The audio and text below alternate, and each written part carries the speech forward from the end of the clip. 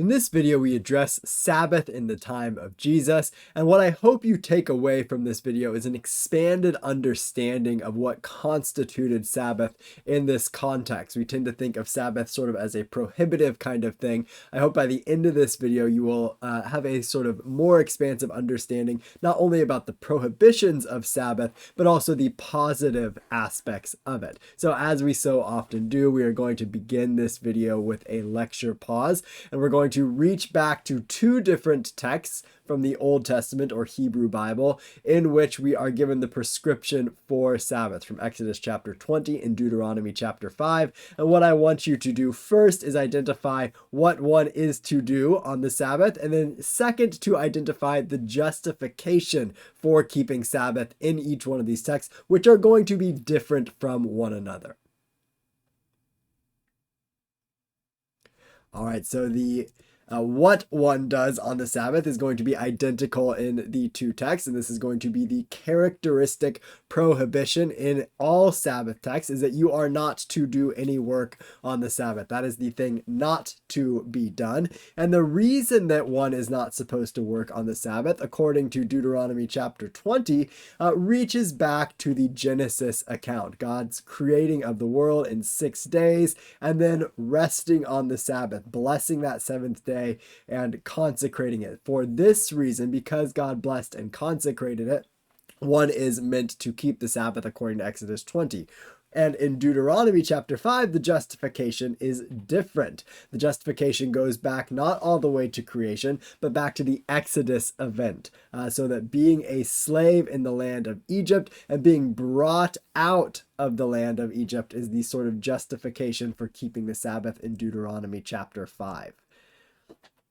So one of the things we pull out from these two texts is that Sabbath's prohibition is about stopping working. And this gets at the etymology of the Hebrew word Shabbat, to stop, cease, or rest. And you see I put in square brackets here the object of what one is to stop, cease, or rest, namely work. As we'll see in a little bit, what constitutes work is somewhat of a matter of debate. And so we also saw in those two different texts that there are different historical and theological reasons for keeping the Sabbath. And these are not the only two reasons for keeping the Sabbath that are given in the Hebrew Bible or the Old Testament. There are many other reasons given as well. And these reasons are not necessarily mutually exclusive from one another. That is to say, we should not think of having to choose one reason why God commanded that the Israelites and the Jews keep Sabbath. There are multiple different reasons, and they are sometimes overlapping with one another in these different texts. So one is simply the physical rest of not working. There's a command to work for 6 days, and then a command not to work for 1 day, in order that individuals and animals might rest, as well as the land might rest. And sometimes this is an imitation of God's rest in Genesis chapter 2. And we saw that in the Exodus passage that we looked at a little bit more closely. We also have the reminder of relief from slavery being an impetus for keeping Sabbath. And we also have a reminder several times that Sabbath is a sign of the covenant. So it's sort of a two-way street. It's a way for Israelites and Jews to remember the covenant, and also to sort of produce their own sign of the covenant. And then lastly, we have in both Exodus chapter 20 and Deuteronomy chapter 5, this idea that the Sabbath is a holy day, that it's meant to be kept because of its nature as a day that is holy and set apart. And so what we find is that the Sabbath is counted amongst the Jewish feast in Leviticus chapter 23. So in Leviticus chapter 23, the author is going to lay out the different feasts, both pilgrimage feasts and non-pilgrimage feasts, that the Israelites are meant to keep. And before outlining any of those, the very first thing that is mentioned is the Sabbath. So Leviticus 23:1 says, "These are the appointed feasts of the Lord," and then goes on to say that the Sabbath is to be kept. So we can think of Sabbath not only as sort of a specific day of the week that is to be made kept holy, but as so, it is a sort of weekly feast or festival of the Lord. And this makes it a unique Jewish identity marker, particularly in the Second Temple period and in the time of Jesus. That Jews were known for a couple different things uniquely, and one of these things was their tendency not to work on one day of the week, namely the Sabbath. So in a way, it becomes sort of a badge of honor and a way of identifying oneself with a community of people. So not only as a way to worship God and keep a day holy, but also to identify with a social group.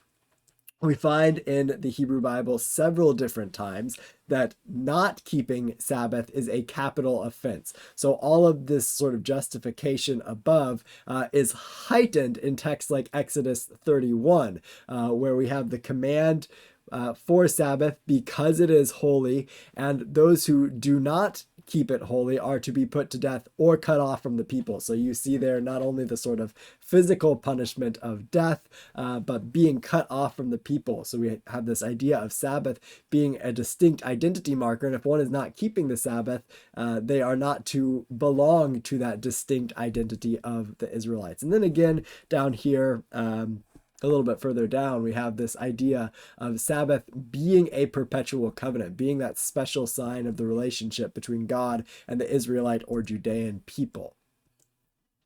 And so breaking and keeping Sabbath becomes sort of serious business. And the difficulty here is that we have these commands not to work in the Hebrew Bible, but it's not entirely clear elsewhere in the Hebrew Bible what entails work. There are occasions where there are specific prohibited actions, and it is specifically designated what is not or what is work in the Old Testament. But there's also sort of a lot of leeway, that there's not a ton of strict guidelines of what constitutes work.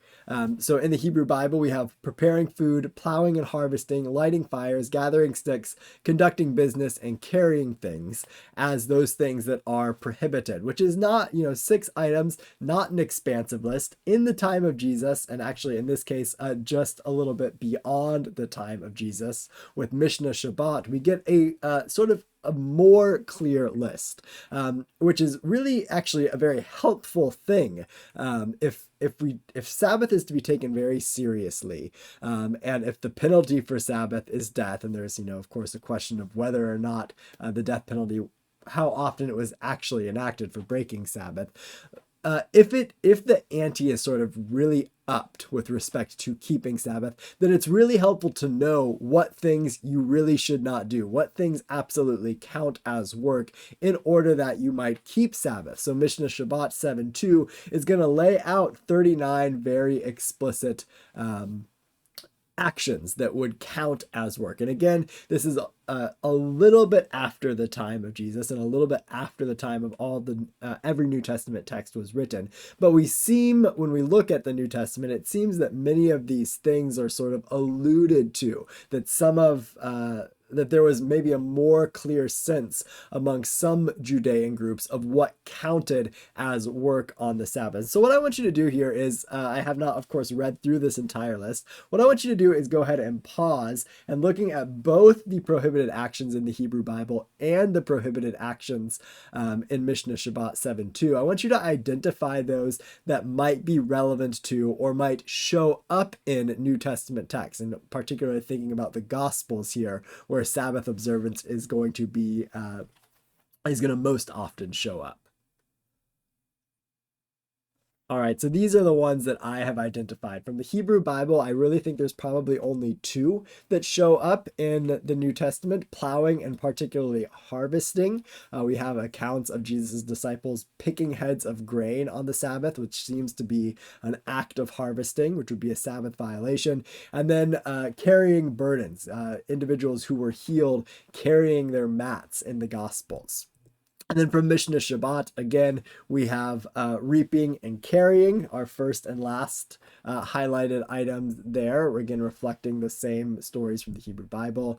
Selecting would also be the disciples selecting grain from the fields and eating it, and having a controversy with the Pharisees as a result. And then the last one here, kneading. So kneading in Mishnah Shabbat is specifically going to be referring to kneading bread, but we might think of Jesus making sort of the mud, combining dirt and spittle to make mud to heal a blind man in the Gospel of John as an act of kneading. So that's the only other one we might add from Mishnah Shabbat. And the reason that I ask you to identify these, and the reason that I highlight these, is it's to me quite striking that actually there's most of the controversies in the Gospels with respect to Sabbath observance are not explicit prohibitions. So it's not as though Jesus is sort of flagrantly and very obviously doing things on the Sabbath that are violations of items from either one of these lists. And in the case of even harvesting and carrying burdens, it's not Jesus who is doing that. It's someone else who is doing that. So we might think of actually Jesus doing a whole lot more to keep Sabbath than we might initially assume. That there aren't a whole lot of Sabbath violations that explicitly show up, and those that do, when Jesus gets blamed or when Jesus is accused of breaking Sabbath, it's not these particular actions. It's normally the action of healing an individual. And you'll notice here there is nothing about healing in the prohibited actions. And in fact, what we'll see is that there are certain exceptions to keeping Sabbath. That there are times when it is okay to break the Sabbath for particular reasons, and we might include healing as one of those possible exceptions. The first sort of group of exceptions is defense, either national defense. We see this with the Maccabees, who had at one point sort of incurred some significant military defeats because they were observing Sabbath, and sort of changed their tune on that and decided that they would in fact defend themselves on the Sabbath. And this sort of, in the time of Jesus, was understood to be an okay thing, an okay reason to break Sabbath if one is going to defend the nation. Also, if one is going to defend oneself, if you're defending yourself from someone doing you harm, that wasn't necessarily thought of as an occasion of breaking the Sabbath. Also for cultic duties, that is to say, those working in the temple or doing religious and ritual actions that were prescribed in the Torah. So, for example, if someone was born and 8 days later fell on a Sabbath, the day that they were meant to be circumcised per Torah, actually doing that circumcision would not count as work. There's an exception for this cultic ritual of doing circumcision. The same thing for priestly work. For example, baking cakes in the temple didn't count as work because it was meant in service to God. And the Sabbath as a whole is likewise meant in service to God. And then lastly, and this is where we see a special overlap with Jesus's healings in the Gospels, and the sort of question that is often raised with respect to these healings is whether or not that healing counts as work, or whether the healing counts as saving one's life. So is it okay to heal a blind person? Does that count as saving life? Is that a sort of life or death emergency, or might have Jesus have done it on another day? So there's no sort of specific regulation against healing, but healing might be thought of as work. But it also might be thought of as saving life. So in a life or death emergency, one can save life on the Sabbath. And we see Jesus actually use this as justification. He poses the question, if you have a sheep who's in trouble, wouldn't you save their life on the Sabbath? Because that is an exception to breaking Sabbath. And then lastly, we have this idea of God continuing to work on the Sabbath. It seems to be a sort of a particularly prominent idea in the Second Temple period in the time of Jesus, that God continues to work on the Sabbath. So even though we have that idea from Genesis that God ceased his work after 6 days, or God ceased God's work after 6 days, excuse me.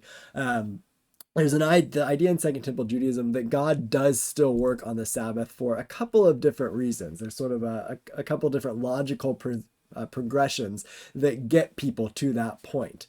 It is one of them is that God is remaining active or working by physically governing the universe. That the universe has to be upheld, and that people look out on the world and see that it's being upheld. They see rain happening, and think of these things as God being active, working within God's own domain. That there are sort of different different ways one can work in one's home and one can work in public on the Sabbath. And so the sort of idea that God is working in his universal domain, if in God's universal domain. If the universe belongs to God, then it is okay for God to work within the universe on the Sabbath. And particularly, God is active in doing two things on the Sabbath, or was understood to be active in doing two things on the Sabbath in the Second Temple period. One is giving life. People looked out on the world and said, things are being born on the Sabbath, and God is the source of life. So God is giving life and doing work on the Sabbath. And also things die on the Sabbath. And if things die, they must be judged on the Sabbath. So God is doing that work of judging. And this is something that shows up also in the Gospels, particularly the Gospel of John, where Jesus talks about God working, or talks about his Father working on the Sabbath. And that is a reason that Jesus said he also can work on the Sabbath, which makes it a pretty high Christological claim.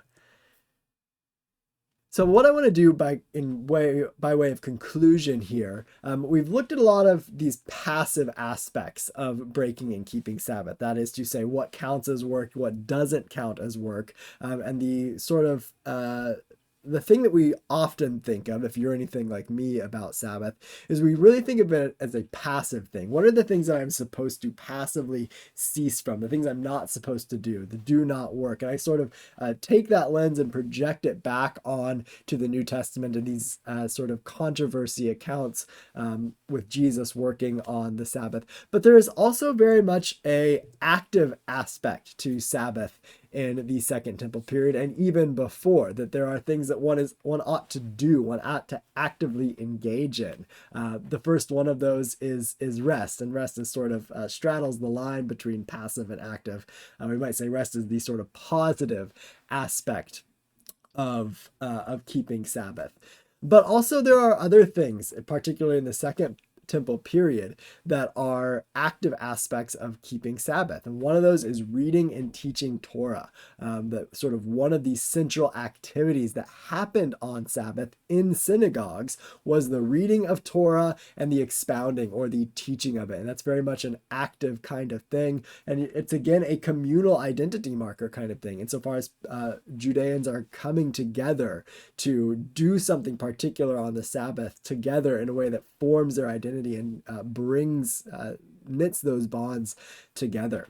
But we also have these reaching back to our motivations for keeping Sabbath. That one of the aspects that I would sort of summarize the historical and theological reasons for keeping Sabbath is really remembering God's creative work and God's liberating work. God's work in creation in Genesis and God's work in liberation from Egypt in the Exodus event. And then part and parcel with that is remembering God's covenants or covenant with the Israelite and the Jewish people. That creative work in creation and the redeeming work in the Exodus resulted in God's covenant with God's people. And so the act of keeping Sabbath is really an active thing in which people are remembering God's covenant by the actions they are doing and they are not doing. So as you approach New Testament texts, and particularly you approach New Testament texts that have to do with Jesus and the Sabbath,